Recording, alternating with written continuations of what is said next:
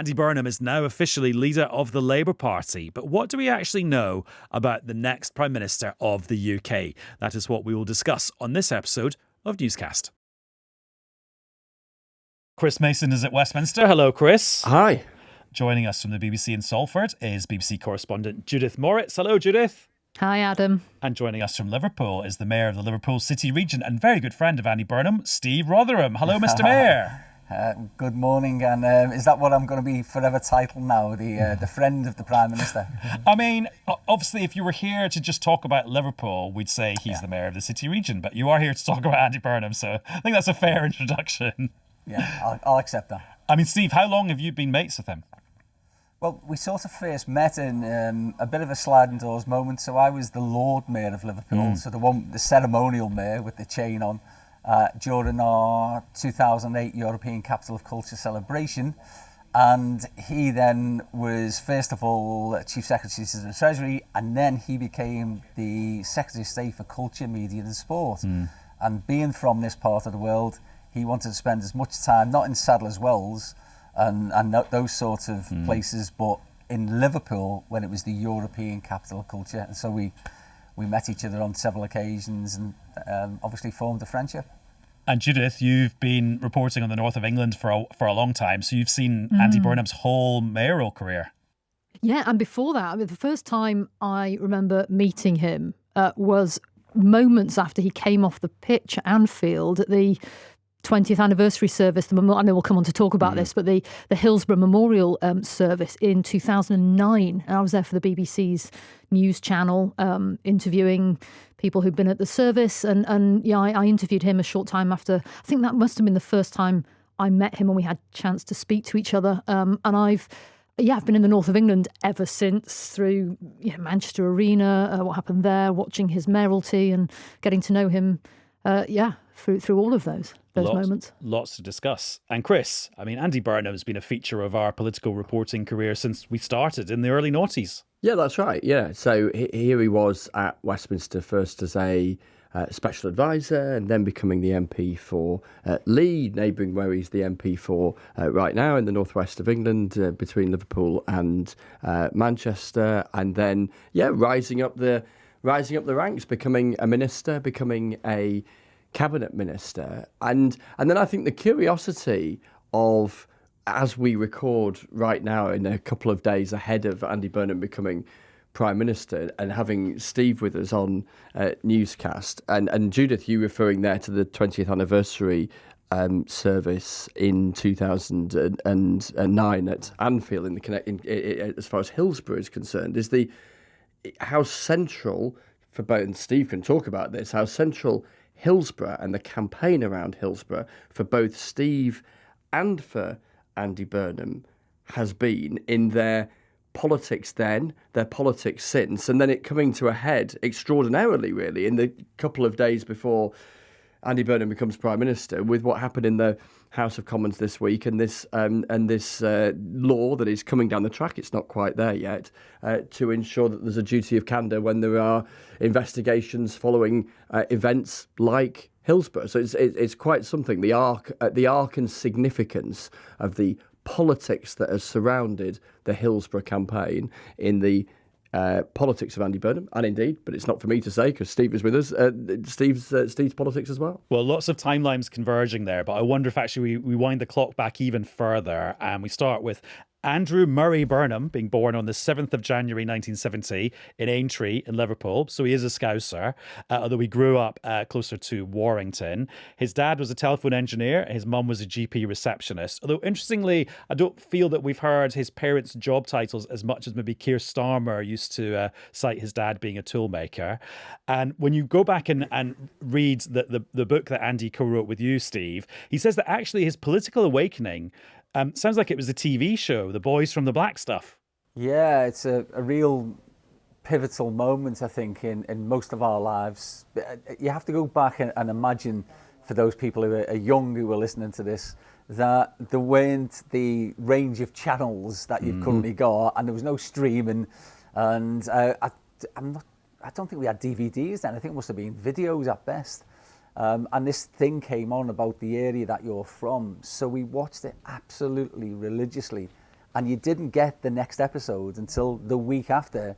And so you literally, you arrange your whole day around watching this thing called Boys from the Black Stuff. Which is But basically it was really unemployed dockers trying to find work, and the stress of being unemployed is the theme of that show, isn't it? Yeah, I mean, the black stuff refers to, they go to tarmac roads, and it's about the journey of 5 of the characters. But honestly, it's really seminal. If anybody hasn't watched it, they really should watch it, because this is, again, against the backdrop of what was happening politically across the UK with Thatcher and Thatcherism. And obviously this is a city that stood up against Thatcherism. But the individual portrayals of these lives by some very, very renowned now, but previously unknown actors, is just, it's a piece that stands the test of time. And Chris, he then went to Cambridge to study English, but actually it doesn't sound like he was one of these kind of classic Oxbridge proto-politicians when he was there. No, so I think the impression that he leaves in the book that he's co-written with Steve is of feeling a sense of struggling to fit in, at least at first, being very aware of his northwest of England roots, indulging in his sort of lifelong obsession with football, and not doing the thing that we hear plenty of politicians doing, which is the kind of, the student debating and if you like, the sort of training ground for a wannabe politician, even if perhaps some of those political ambitions might have been there. He met his wife at university, so they've been together for 35 odd years, and then after that went off to work in journalism for some various specialist magazines, the kind of which, I think he refers to this in the book,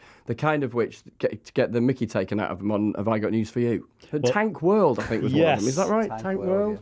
But not tanks as in the heavy armoured vehicle, tanks as in the thing that you put industrial liquids in. Oh, is that right? I didn't realise that. And it's now been renamed Bulk Distributor. I didn't realize. I assumed it was kind of things with caterpillar tracks. I hadn't realised that. No, not as cool as that. Right. Much lamer than that. Also, before we get on to his illustrious journalism career in Tank World, talking about lubricants, etc., Judith, we should just do a little sidebar here, because Chris mentioned Andy Burnham meeting his wife, Mary France Van Heel, and there's a weird little subplot where she ended up being on a show called Blind Date, where she ended up being set up on a date with somebody who then went and worked in the Conservative Party. And these clips go viral every now and then. But not to turn into a 1980s TV podcast, but can you just remind newscasters what the format of Blind Date was? Oh, wow. I never thought this was a question I'd be asked on a BBC interview. Cilla Black, legendary presenter. Saturday nights, was it? I remember watching this. And you'd go on the show, contestants would go on the show and be given, I think it was 3, they could go on, a woman could go on and be given the option of 3. Behind a screen, there'd be 3 men who would be answering questions. And the woman at the end would get to pick which man she wants to go out with. Vice versa, a man would be on the other side of the screen waiting to hear answers from 3 women. And at the end of this sort of this protracted experience of listening to answers but not seeing the contestants on the other side of the screen, the winners, the 2, they'd go off on a date. And from now, I did not watch the episode in question at the time, although, as you say, it's gone viral since online. Thank you, YouTube. But yeah, I don't think that date was terribly successful, much to Andy Burnham's obvious relief, because they were already seeing each other by then, I think. Yes. And I'm just trying to conjure a sort of 80s, 90s vibe so that we get a sense of the milieu from which Andy Burnham sprang. I mean, Chris, the other huge thing happening in the mid to late 90s is the rise of New Labour, and then Tony Blair's eventual massive election win in 1997, which Andy Burnham had a sort of bit part in at that point. Yeah, so whilst he was playing his sort of journalistic diplomatic trade and was becoming interested in politics. As you say, at that time, it was the period where the long years of Conservative rule in the 80s and 90s was, as we now know, coming towards an end, and Labour were putting together an electable opposition. You then have Andy Burnham doing his tank world stuff, but being interested in politics, and I think there was a sort of chance connection, wasn't there, involving Tessa Jowell, and the chance to work in her office, the sort of luminary figure, if you like, of the new Labour years, and that was Andy Burnham's sort of entry point, if you like, into the whole business of kind of Westminster and SW1, and a postcode that he came to sort of love and then not love, and perhaps is going to learn to love again. And Steve, at that point, he was in this football team called the Demon Eyes, which was named after a Conservative advert criticising Tony Blair. And that team involved James Purnell, Liam Halligan, the economics journalist, Ed Balls, and David Miliband. What a squad. Yeah, but none of them can play football. Okay. Maybe that wasn't the point. Maybe it was more social. Oh, does that mean Andy can't play football either, or is he quite good? He thinks he can, but I've played against him on a number of occasions. And I mean, on one of them, if anybody who plays at the back will know this, that you stay very tight to the forward, which he was. So we were playing directly against each other. And I eventually won a ball with taking him out first, and he jumped up and went straight to the referee and said, "You've got to send them off." I went, "What was this friendship we're supposed to have?" Does that say something about his competitiveness? Oh, honestly, we are uber competitive, not just against each other, but obviously in what we wanted to do in Liverpool and Manchester, being sort of rivals, if you like. But yeah, the competitiveness is a really strong streak. Interesting, and it's because he's trying to combine that with a kinder politics, isn't he? Yeah, and he will, because that's the type of person that he is. So he's not trying to pretend to be somebody else. He's a really poor mimic of a phony politician. So I just said to him, don't ever do that. Be yourself. And I think that's why people have taken to him. It'll probably get sneered at by some people, but his ordinariness shines through. Okay, well, let's talk a bit more about his career then. So Labour win the election big time in 1997. They then win again in 2001. That's when Andy Burnham becomes the MP for Lee. Quite quickly, he becomes a Home Office Minister in 2005. He's then a Health Minister in 2006. And he makes it into the Cabinet in 2007 when Gordon Brown takes over as Prime Minister. And he becomes Chief Secretary to the Treasury. Steve, do we think at that point Andy Burnham is a Blairite or a Brownite or a bit of both?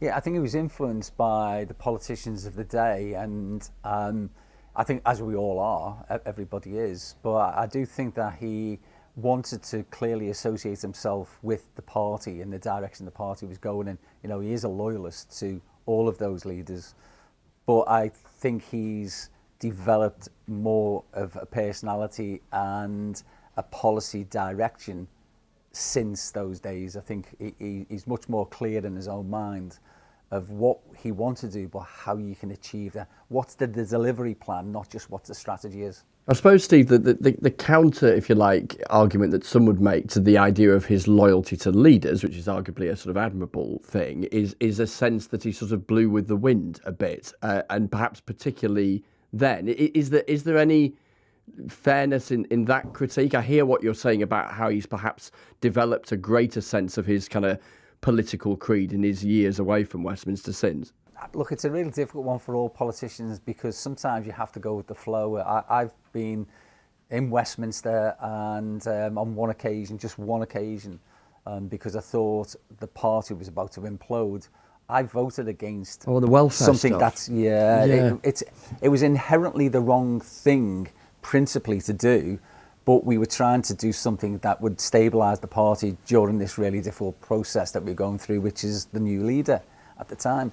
So we've all had to shape ourselves with all of those considerations being weighed against each other. You've got your constituency, you've got your party, you've got your local CLP, all of those things major factors when you're trying to come up with a decision in the chamber. And then if we just focus on that period when he was Chief Secretary to the Treasury, because I think that's a period in his life that maybe gets a bit underestimated. But Chris, he writes in the book, Head North, that he did with Steve, that was his introduction to the Green Book, the sort of the textbook that how civil servants make decisions about where to spend money, which inevitably means that the South get lots of money because it's the richest part. So therefore the return on investment is the greatest. This is the key. So it's sort of Westminster nerdery, if you like, but it's absolutely fundamental, I think, to understanding kind of Andy Burnham's outlook on politics and his time there, as you say, as Chief Secretary of the Treasury, coinciding with the whole business of putting together funding for London's Crossrail project, the Elizabeth line as it's now known, and is up and running and is sort of hugely well used. But the argument grounded in the sort of formulas of the Treasury in the Green Book is, how do you get the maximum bang for your taxpayer buck when you're investing in public infrastructure? And of course, the danger, if you see it as that from the perspective of someone arguing for the north of England, for instance, is that loads of the money goes to London because the return on the investment is better. But is that the best way to measure what might be a return on an investment? And that was a big moment, I think, for Andy Burnham in seeing how the models, if you like, were configured. So in other words, and I think he says this in the book, it wasn't just a sense that there might be if you like, a cultural bias towards the southeast of England and London. He concluded in that job that there was one that was written down. It was in the formulas. It was baked into the very models of how governments looked at this stuff. And then he becomes culture secretary, and that's my first memory of being in a room with him, in that I was on some kind of training scheme, which meant I was doing a few days a week at our office in Westminster, because I'd been on Newsround, the kids show at that point. Training scheme's got a lot to answer for. Yes, and so I was sent to the Old Vic Theatre in London because the culture secretary was unveiling this thing about how the government was going to give 5 hours of access to culture to every school kid. And I remember being in a briefing with Andy Burnham where he was briefing political and arts journalists on this policy. And it became very clear within about 2 minutes that he had a big idea, but there was no detail about how it was going to be funded, delivered, implemented, whether it would work, what the trade-offs were. And I just remember all these journalists lining up to basically hammer him on the details of this policy. And I remember feeling quite conflicted as a very, very young journalist, very new to politics, going, well, it was very clear in the first couple of minutes that he had an idea but didn't have it all worked out. But all these journalists were like, well, no, our job is to scrutinize him and maybe reveal the fact that it's just a big idea with rather than lots of plans and implementation attached to it. So I thought that was a formative moment probably for both he and me. Judith, the other huge formative moment for him as culture secretary, and we've nodded to it a few times already, is the 20th anniversary of the Hillsborough disaster. So the loss of 97 football fans, it's being commemorated at Anfield in Liverpool on the 15th of April 2009. Just conjure the scene for us of what's actually happening there. Well, the first thing to say is that those memorial services, and Steve will speak to this as well, they were happening every year, but they wouldn't always draw the size of crowd that turned up that day for the 20th anniversary. I remember going to the ground and thinking, I was standing outside thinking, gosh, I know it's a big number anniversary. There was a sense, though, I think that because of where the campaign for justice was or wasn't, if you like, at the time around Hillsborough, that just people in the city needed, and from further afield who were following that, needed to be there that day. And it started off with being, a few hundred people, and it started to fill. I was outside, I went in, I thought, crikey, the ground is really filling up here. I think they got to about 30,000, 35,000 people that day.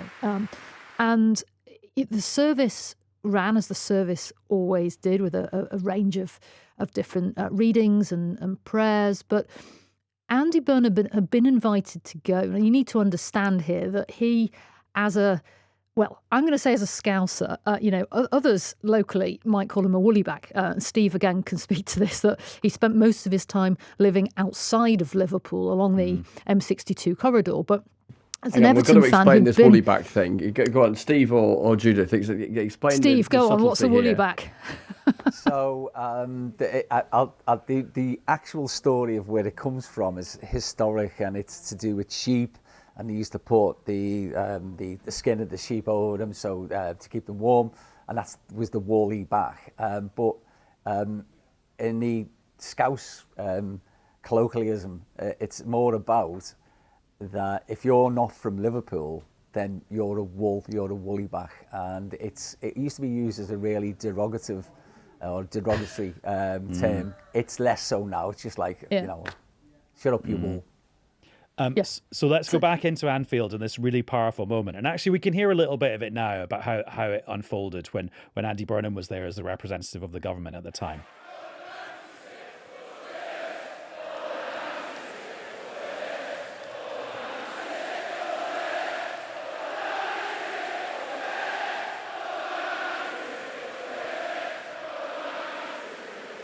And that chant of justice for the 96, because at that point, the number of victims from Hillsborough was 96. It was later 97.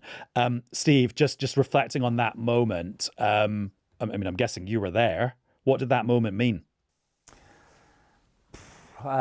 So I was in my capacity as the Lord Mayor there. So, and I was, after Andy had spoken, I was the next person to be speaking.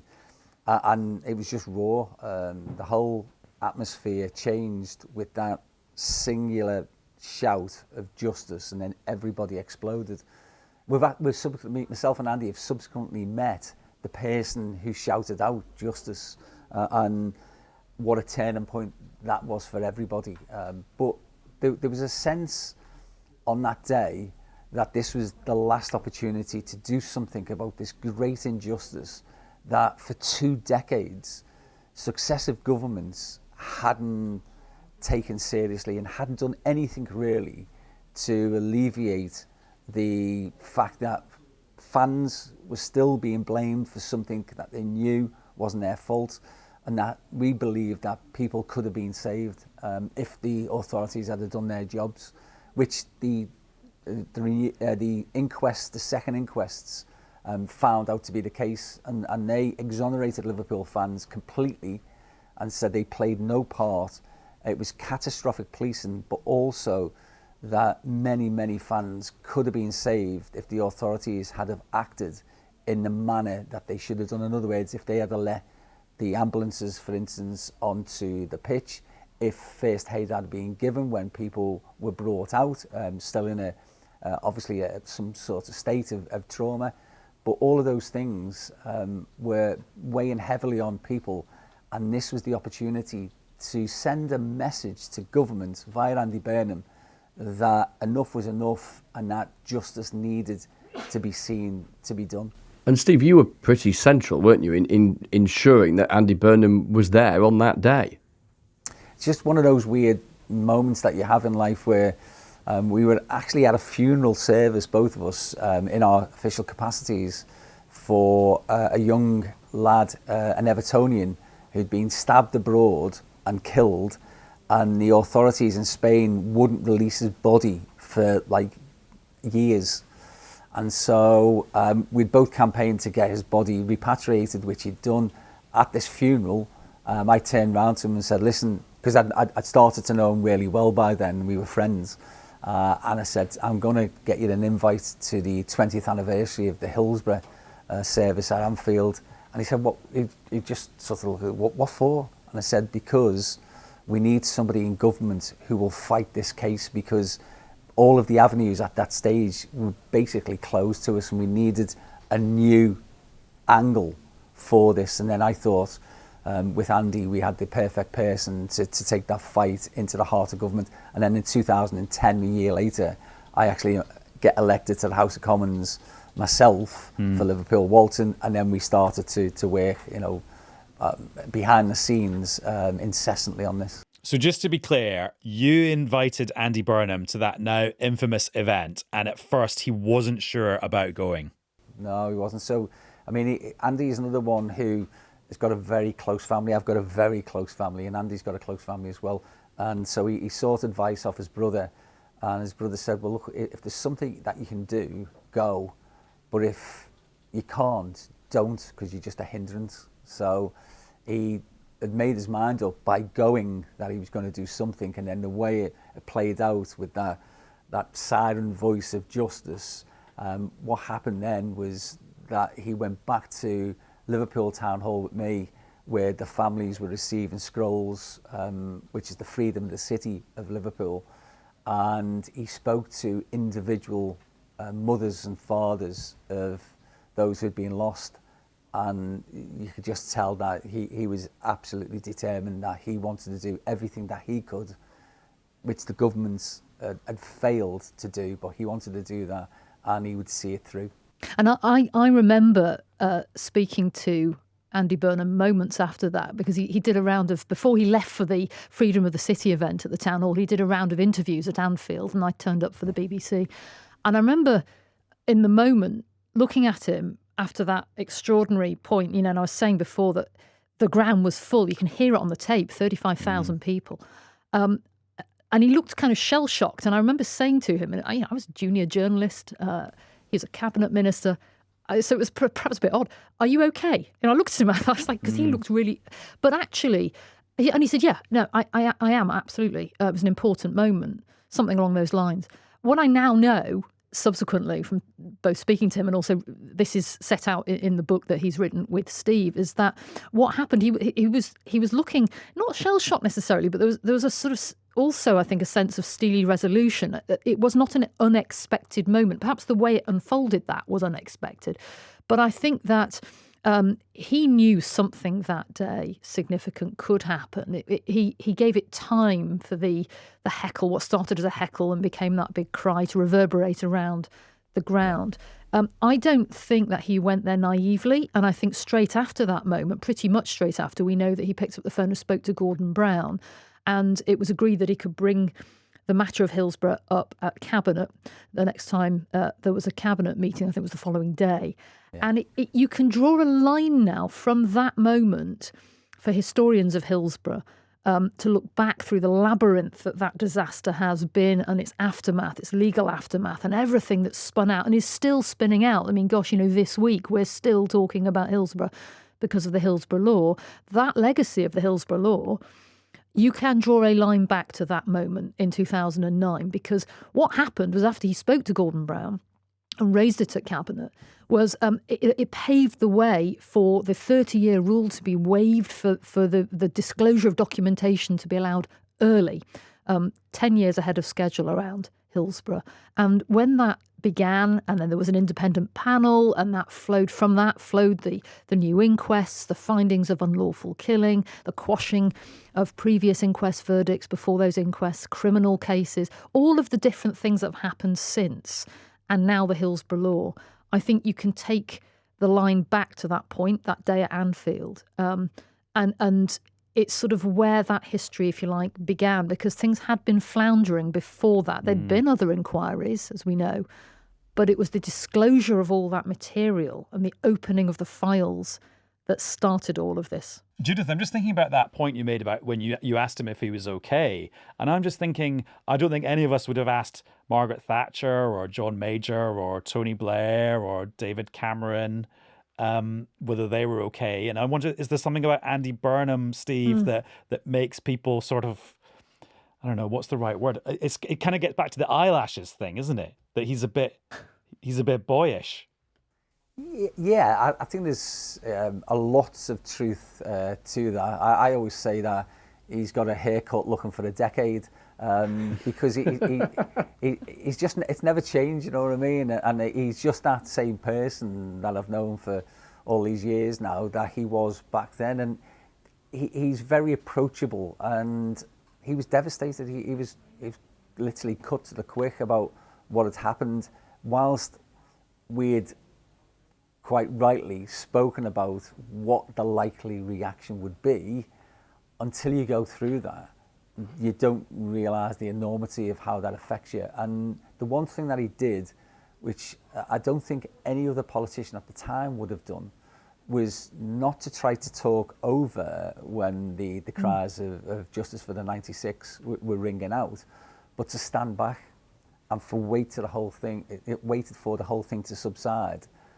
And then he continued, but only after he'd allowed that outpouring of frustration, anger, determination. All four sides of the ground were full. I'd been to every Hillsborough service other than the first one in the cathedral, and there'd never been that number of people there. And that's why I think it really struck home that this city wasn't given up. A whole city had cried injustice for 20 years. And yeah, as Andy said, the people in Westminster had cocked a deaf ear to what was happening. And he then went, and on behalf of all of those people that he promised, he went and used the system, the machine in government to try to change things. Now, Chris, let's do a bit of a high-speed fast forward through his two attempts to become Labour leader. Short version, he failed spectacularly in both.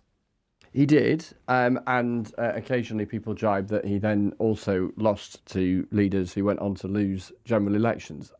So, yeah, his run of attempts at the leadership were failures in the first two instances. But I think what was telling, just to state the obvious, really, was the underlying ambition. You know, to come around a second time shows a certain ambition when you've already had a tilt at it 5 years previously and failed. And here he is, as he was joking in a social media video the other day, hoping, as it will be for him this time, that it's third time lucky. But he was beginning. There was an embryonic argument in both of those leadership races. I was journalistically more involved in the second one in 2015 than I was in the first, but there was an embryonic argument in both of them about, as he saw it, the London centricity of politics. The London centricity, in particular, of the Labour Party was part of the critique then, and sometimes the inability of Westminster to get things done, which is an argument he has clearly built up and developed on both in his time as Mayor of Greater Manchester and then indeed as is pitched to be Prime Minister. And Chris, you famously did a carpool karaoke style interview with all the candidates in that leadership election, didn't you? I did. Do you remember your ride with Andy Burnham? I do. So this was, we'd never get this past health and safety these days, but this involved... You'd have to sit in a car park. No, exactly, or even a studio. I'd be in the Newscast studio these days, that's where I'd be. So we wired up a hire car with all these kind of GoPro cameras. They weren't quite as sophisticated, these cameras 10 years ago, as they are now, because not least because I remember, never mind the camera technology, it's just like, the sucker thing, like the thing that you lick on your sat-nav to stick it to the window. Those things weren't any good. So I'd be doing these interviews with these kind of senior politicians who were aspiring to lead their party and one day wanted to be Prime Minister. And I'm trying to ask them sort of vaguely kind of intelligible questions whilst going round a roundabout and whilst the suckers on some of these cameras are falling off and they're sort of falling into the footwell or whatever. Anyway, we did this little lap round the block and we ended up at Westminster. Andy Burnham talked very much, and of course this was his second time of going for it. He did say second and last time at that point. And he was, I remember, because this clip occasionally does the rounds in the years since, I remember us being stuck at the traffic lights in Parliament Square, where you turn left and you head down past Parliament, and you turn right and you go up Whitehall towards Downing Street. And I remember saying to him, "It's all about it's all about in the end moving it into the house up the road, isn't it? In other words, being Prime Minister. And his Prime Ministerial ambition, which some people can be quite shy about articulating, was absolutely there then. I mean, I know that's kind of obvious because if you're running to be a party leader, then and it's one of the big parties, then the logical consequence is you'd want to be Prime Minister. But yeah, no, it was absolutely there, and if you like, the wheels were turning, pardon the pun, in the context of car share, around how he might approach doing that job were he to one day get it. And I guess, well, all of this boils down to, as we get back to Westminster, potentially being Prime Minister. Yep. I guess you're up for that. I guess that's what it has to boil down to. Yes, I am. Why am I up for it? Because here we are in 2015, and for all the social progress we've made in those 70 years since the post-war Labour government, we still live in a country where the postcode of the bed you're born in pretty much determines where you end up in life. Things I believe in very deeply and passionately, and I'm doing this to try and change the country. And then in 2015, Jeremy Corbyn famously won the Labour leadership, and Andy Burnham served under him in the shadow cabinet as Shadow Home Secretary at a time when lots of his parliamentary colleagues were saying, well, we're not going to have anything to do with Jeremy Corbyn's shadow cabinet. Like, everyone was presented with a choice at that point. And Steve, that's this period when these new Metro Mayor jobs are being created. And you're having conversations with your very good friend about who should go for what and why. Yeah, by then, 7 and a bit years, I'd become really frustrated with the whole machinery of national government and the glacial pace in which you try to get change. That's where I said to him, look, there's going to be these new opportunities. They're called Metro Mayors. Just imagine if we both did it, you could do Greater Manchester, I could do the Liverpool City Region. You know, talking about nearly 5 million people and certainly more in the functional economic geography of those areas. We could bring them closer together because we wanted to get beyond the tribalism. Rivalry's fine and you know, we compete. And did he need much convincing? A bit, yeah, because obviously he set his sights very much on a parliamentary career. And as you say, I mean, I was running most of the day-to-day stuff on the second attempt to become Labour leader. And I had a big whiteboard in my office, with all the names of people who'd promised support. And then when Jeremy, if you remember, at a sort of later stage, was the choice of the left, then I was just going, and there was gaps in between where all these names were, where people had just withdrawn and said they were going to vote Jeremy. And then we just knew it was going to be really, really difficult. And it turned out, obviously, to be so. And Steve, fast forward a little bit to the point where you've both decided that you're going to go for these new mayoral positions. And there's a story involving a chocolate fountain and some champagne flutes. Yeah. So there was every year at the sort of Christmas period, the party would do something to try and foster a bit of camaraderie.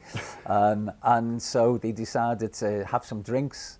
And I do remember we had Ed Balls and Yvette Cooper who were doing Sonny and Cher, I Got You Babe and all that sort of stuff. That sticks in my mind. I bet it does, yeah. And so it was a bit of fun. And then afterwards, Tom Watson said, listen, we're going for another drink. Do you fancy it? And myself and Andy never drank with all of those people. We went somewhere else and just had a sort of a chat. And we said, yeah, go on, we'll come for one more. And he went to this place called Little Italy. And he took us in this bar upstairs. And they sat us down, and it was table service. And I just said, a couple of lagers. Anyway, they come up with a bucket of champagne in ice, a chocolate fountain, 2 flutes, and some other stuff. And we said, oh, sorry, like, wrong table, we haven't ordered this. And he said, oh no, this is for you. I've never drank champagne in my life, so I wasn't going to partake anyway. But was one, I just said, can I just have a beer? And then as we were talking to each other, a rather good-looking young lady came over. And so you're beginning to think this is all a bit too good to be true, are you? Well, yeah. Have you seen us? But then she sat in the middle of us, and she's going, "Oh, what's your name? And what's your name?" And then I just looked to sort of past here to the right, and I could see that there was a camera being set up. I just thought, oh no. So I literally just grabbed him. Well, kicked him first and said, "We're going." He said, "Oh no, let's just." I said, "No, we're going." So do you ever get to the bottom of who was trying to entrap you? No, I think it was Chris Mason. Not guilty, I plead to that. Anyway, no, Steve, listen, there's no way that Chris Mason would have paid for a bottle of champagne. Prosecco at best. Exactly right. Right. Exactly right. So, Steve, you're conjuring up the environment at Westminster that made both you and Andy Burnham want to leave and fight for these mayoral jobs in the Northwest, which Andy Burnham does very successfully, becoming the Mayor of Greater Manchester on the 5th of May 2017, having won shed loads of votes in that region. Then, Judith, very quickly, there's a real tragedy, and it's the bombing at Manchester Arena at the Ariana Grande concert. And Andy Burnham very quickly has to grow into the role of kind of statesman for Manchester. Yeah, I think it was 2 weeks to the day after he was elected. I mean, barely had his feet under the desk in the mayoral office, and it, I always think about that 2015 leadership as a bit of a sliding doors moment, what it then led to for him, because as you say, he became the mayor in 2017 and was immediately, within that first 2 weeks, dealing with a tragedy which, well, I don't need to go through it all again. You know about the Manchester Arena bombing, what it nearly 6 meant years, for those who were involved, and for the city, for Manchester, but also even further afield for the whole country. The glare of publicity, the focus that was on the city that time in the days and weeks and months afterwards, but also leading the city through that, beginning the recovery, helping people to heal, in Manchester, to feel a sense while people of place, continue to grieve, a sense of place, there is also determination to remain united as a community. Politics of place is a big thing, and nowhere more have we seen that than that moment in Manchester. And I said earlier, he's thought of as jokingly as a woolly.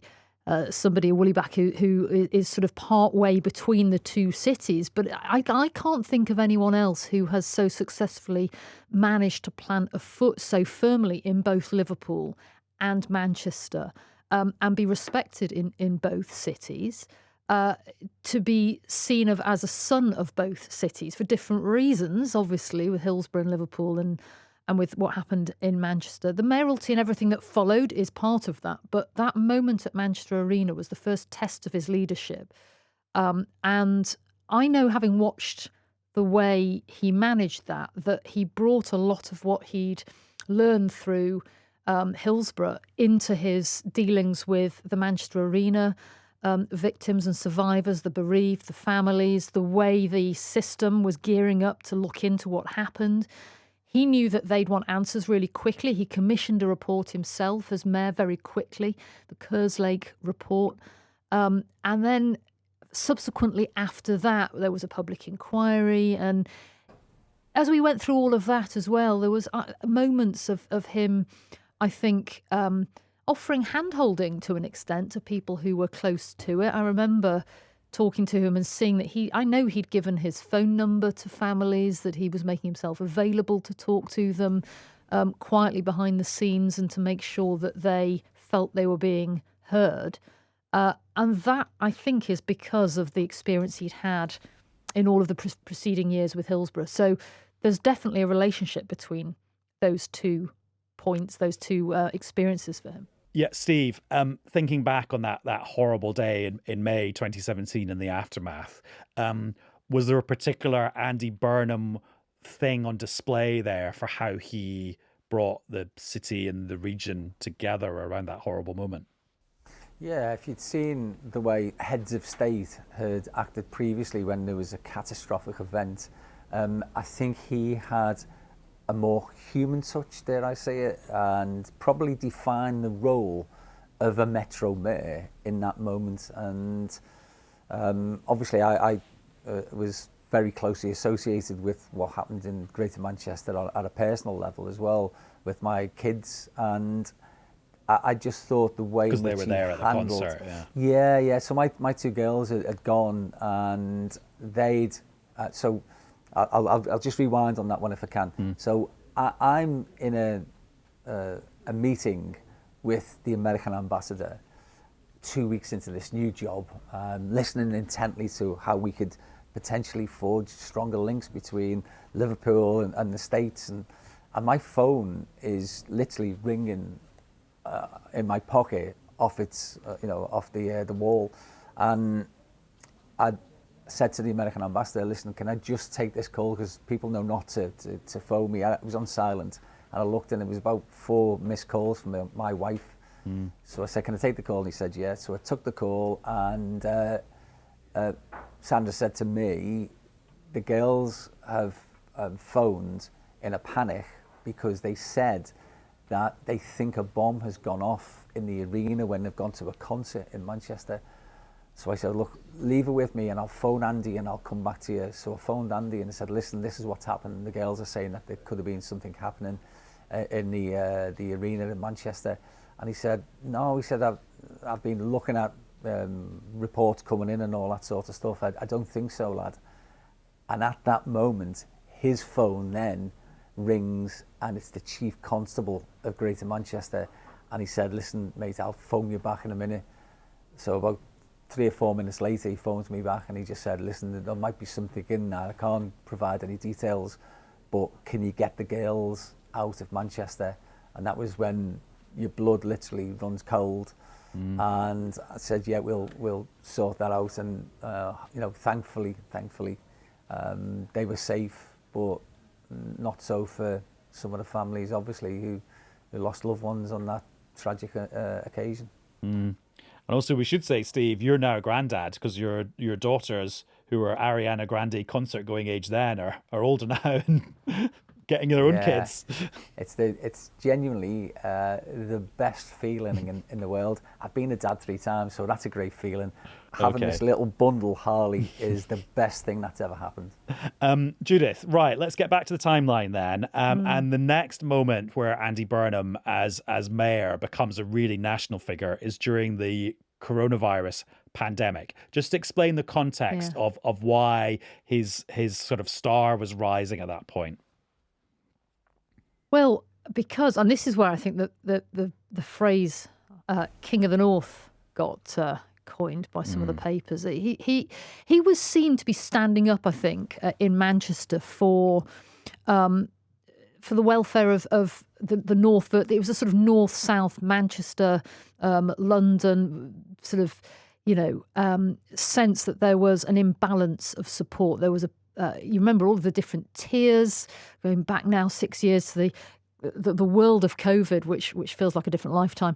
But when there were different tiers in different places, and what had happened was there was a particular moment here, I think, that you can pin it down to, where he was standing giving a press conference. He was outside the Bridgewater Hall in Manchester, and he'd been arguing for better financial support for the folk up here in Manchester, and he was passed a mobile phone during the course of the press conference, and was shown that the amount of money that the government was prepared to pay to support folk in Manchester, I think it was £22 million. I don't want to quote this incorrectly, but it wasn't the right amount. It was far, in Andy Burnham's eyes, far sufficient for what it should be, and he railed against it. I mean, it's brutal, to be honest, isn't it? This is no way to run the country in a national crisis. It isn't. This is not right. They should not be doing this, grinding people down, trying to accept the least that they can get away with. £22 million to fight the situation that we are in is frankly disgraceful. Kind of David versus Goliath moment, I think, but it's also where he was cemented in the national mind as a figure, because years have passed now from when Burnham was in the cabinet and had national profile. We had Manchester Arena, but if you were, I suppose, sitting in Watford or Nuneaton and you were asked about Andy Burnham in perhaps 2018, 2019, I'm not sure how much you'd have known. It was watching him again on those news bulletins around the time of COVID, when he was shouting for better parity for financial support, that I think brought him back into the national mind, probably. And Chris, that big moment of kind of box office television was happening just before one of the daily COVID news conferences on BBC One at 5 p.m, which had millions of viewers. Exactly that. And I think, Adam, it emphasises something that the pandemic more broadly emphasised, which is it made obvious to somebody paying a passing interest in how we are governed, exactly that, how we are governed. And at a time of a national crisis, if you like, a pandemic, those structures of government became much, much clearer to anyone paying attention than they had done previously because of the gravity of the news. We saw that with the First Ministers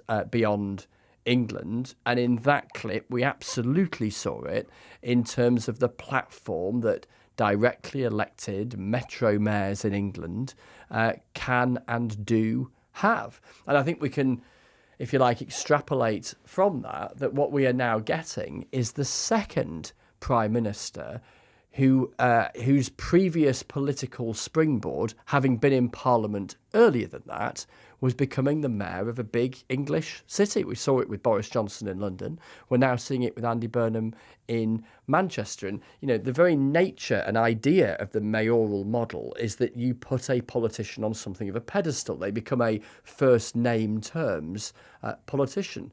And, there's arguments as to whether that governance model is better than a different one, et cetera, et cetera. One of the clear realities of that governance model is, as I say, the extent to which that individual stands above other politicians in their region, and therefore the capacity that they have to get noticed. They would argue to get stuff done, but then it can clearly be, as we've seen twice now, a springboard to the highest office. Although I'm just thinking, officials in Whitehall on that day will not have said, Prime Minister, let's stuff Manchester and Liverpool, ha ha ha ha ha. It would have been logical consequences of the policy they were working on. So I just think Andy Burnham will be in meetings with the same sort of logic applied in different situations, and it'll be so interesting to see which wins, the Whitehall-based logic where it seems to make sense, or the actual end product feeling in a further away place. Completely, not least because he could find himself, depending on how long he's in office, he could find himself in a similar position to Conservatives did at that point, which is where you see the political consequences of the political structures that you yourself have created. So those, as we were hearing from Steve, those mayoral positions, just take those two that we've been talking about, Liverpool City Region and Greater Manchester, were constructs of the Conservative period of national government. And then in the context of a pandemic, they are then seeing that devolution playing back in opposition voices from the likes of Mr. Burnham. And if we head down the track that Andy Burnham has set out in that speech he gave in Manchester a few weeks back about really turbocharging devolution, where do we get to down the track in terms of those tensions between the national and the regional? I mean, we're running out of time now. We could do a whole other episode about the years that followed and culminating in the Makerfield by-election. But Steve, I just wanted to ask you two things. First of all, when did he realise that potentially he was going to have to move against Starmer? I think what had happened was after the general election and the results, which were much better than I think anybody expected, we knew there was going to be a bit of a honeymoon period. Let's get some of the great stuff that we've got as ideas. Let's get it out there. Let's use devolution to try and get more acceleration in delivery and all that. And it just didn't happen as we expected it to happen. And then we had the local elections, the first ones and the second ones, which really were painting a very, very different picture of how the country was seeing the Labour government. And that's when we knew that either Labour had to change direction, and it appeared that Keir wasn't prepared to do that, or that somebody else would have to do the rebuilding of the party, because we'd started to fragment again and get behind some radical but fairly normalised in our world as Metro Mayors policies. The fact that devolution can get you a bigger bang for your buck. So it's not always about the quantum of funding, it's about the methodology of delivering whatever it is that you're doing. And we wanted that to happen for everybody in every part of the UK. And Steve, last question to you. Has he talked to you candidly about how different Prime Minister is going to be from being mayor of a big region? We've sort of seen it already, because I'm going down there on Sunday and we'd just meet up in a pub and with our wives and have a few drinks and something to eat. That's not going to be available anymore. So his life has already changed. The kids will have to do things differently, which is really unfortunate, because it shouldn't affect your whole family. But of course it does. And we've seen, haven't we, with Anne Widdecombe, that there are still dangers after David Amess and Joe Cox. We've seen that politics can be a scary place. So there's all of those considerations now, which were not the same or to the same degree as they were in the previous role that he had. But look, he knows exactly what he wants to do.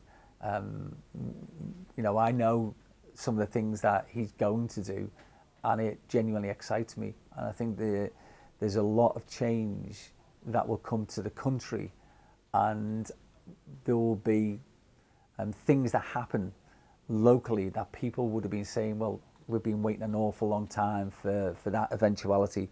I just think we can speed things up.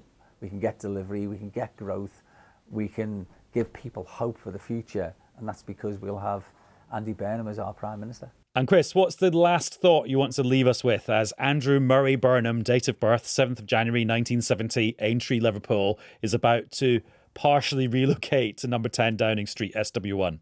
So the key thought that I have in my mind is, to what extent, if you like, does Brand Burnham, the guy, the politician, the leader that we've been poring over, if you like, the biography of on this episode of Newscast, to what extent does that survive contact with taking on the job of Prime Minister at this time where clearly being Prime Minister is not remotely straightforward? It's never been straightforward, but the clear evidence of the last few years points in the direction of it being particularly challenging now, for all the reasons that we unpack on Newscast pretty much every day.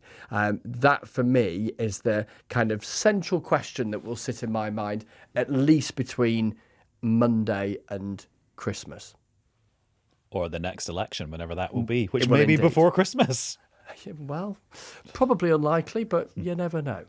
And Judith, I'll let you have the last word. And maybe it's another moment from his time as Mayor of Greater Manchester, or something that's happened in Manchester that you would like to just tell the rest of the country about, as Andy Burnham is on the precipice of number 10. There's probably quite a lot of things he'd like me to tell the country about that maybe network. get missed. That maybe exactly the yellow buses. Look, that's the point, isn't it? You know what Steve just said, the question you've just posed: is it going to be the same running the country than running a city region like this? Well, till now he's been doing things like the phone-in on Radio Manchester, taking calls from punters here. That is now, what's that got to do with Prime Minister's questions? What's running the buses, technical education in Manchester, which has been something he's been really a strong advocate for? Is he going to extrapolate all of those interests, those values, those priorities that he's shown in Manchester to the national stage? How does that mix in with running the country on the global stage? It's going to be fascinating to watch, really interesting. I'm just going to be interested to see how much of the Burnham that we know up in the north it becomes the same Burnham that we see nationally and globally, because I think we will see flashes of all of that. I think we'll see that those moments that he has lived through with Hillsborough, Manchester Arena and COVID here in Manchester, that sort of firebrand David versus Goliath outsider sensibility that he has. I think we'll see that, but of course now he's absolutely the pinnacle of the inside. So it's going to be so interesting to see how somebody whose brand has been built on being David becomes Goliath, if you like. Steve, thank you very much. Thanks a lot. And Judith, thanks to you too. Thanks, Adam. Chris, thank you very much. Ta.